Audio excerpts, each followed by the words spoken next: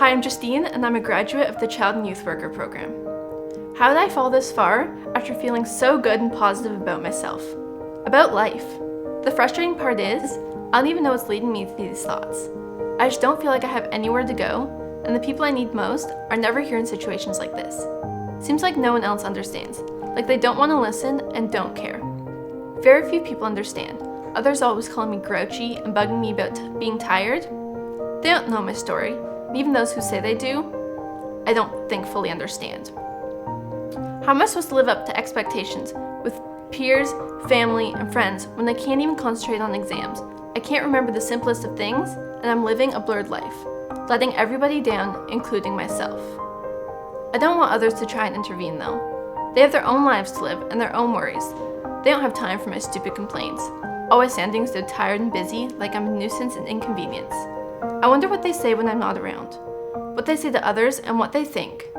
I'm just a hopeless case, fighting this battle on my own. No one takes me or my ideas seriously. Even if they say they do, I can just see that they think it's a phase, a hopeless dream, and they want me to stop complaining. What do I do?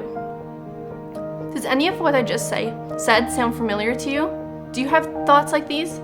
Well, what you just heard is all too familiar to me, as it is one of many journal entries through my adventure and experience with anxiety. So where does my story begin? I'd always been a shy, family-oriented child. When I went to school, shy became an understatement. I'd rather have an accident than ask the teacher if I could go to the washroom. And if I was going to be late, I would beg my mom to let me stay home because I didn't want everybody to stare at me when I walked in the room. But it was probably around grade 6 when things really started to change. My sister, my best friend, became ill.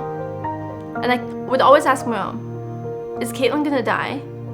Is she gonna leave us? It was around this time that I started worrying that everybody around me, friends and family, would leave my life, that something would happen to them and me. When my family would have a fire in the fireplace, I would stay up till all hours, checking to make sure that every spark and every ash was out, because I was afraid it would cause damage to our house, our home, my family.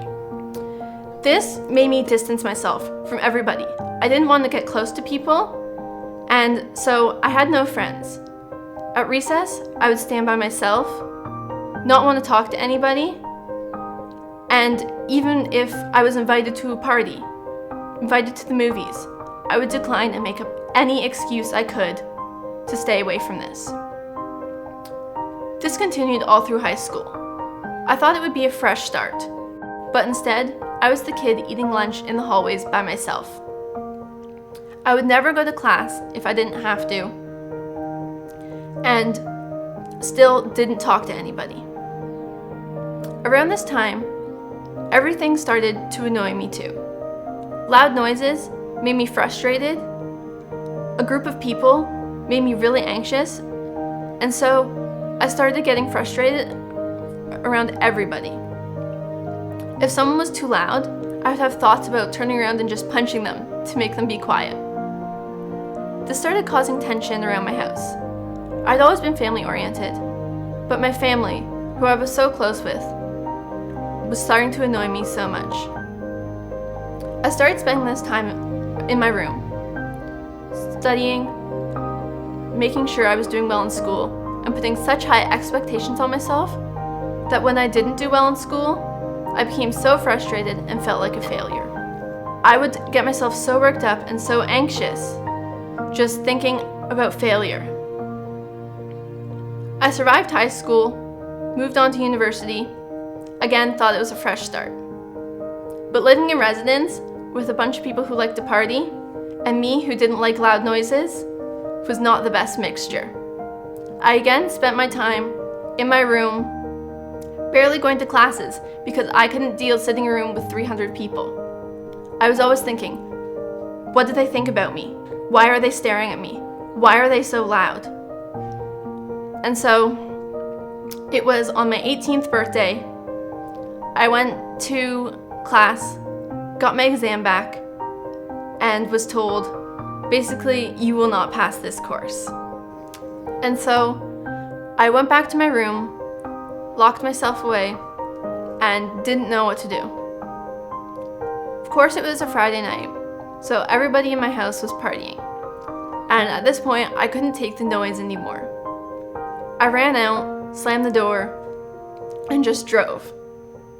It was at this point that I realized that I was hitting rock bottom and I was spiraling downwards fast.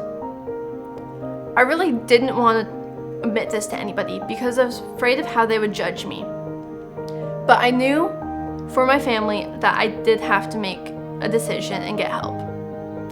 So I went to my mom, told her everything that had been happening, and got her support.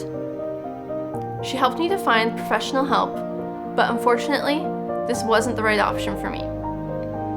Everyone I went to was blaming my family for my problems. And for me, being so family-oriented, this was hard to hear. Going to these sessions made me become even more anxious. I remember sitting in the car, crying, because I didn't want to go anymore. I felt like everybody was judging me. And so, at this point, I put on a face, told everybody I was okay, and went back to school. I was putting on a face, not wanting to tell them that things were still bad, school was still awful, and I was ready to lose it once again. But I was sitting in class one day when one of my professors said, "Sometimes you need to hit rock bottom before you realize that you have to and want to make a change." And it was at this point that I realized hitting rock bottom may have been my lifesaver, because it was what motivated me to make a change. It was at that point I took a step back and really looked at my life, my goals, and where I was going. I built up a support group, found people who actually accepted me for who I was, and started journaling to try to get out my frustrations and anger. So, why am I telling you this story? Well, I let the stigma of mental illness affect me in getting help and living my life. I was afraid that people were going to judge me and see me as different once I told everybody how I was feeling and that I had a mental illness.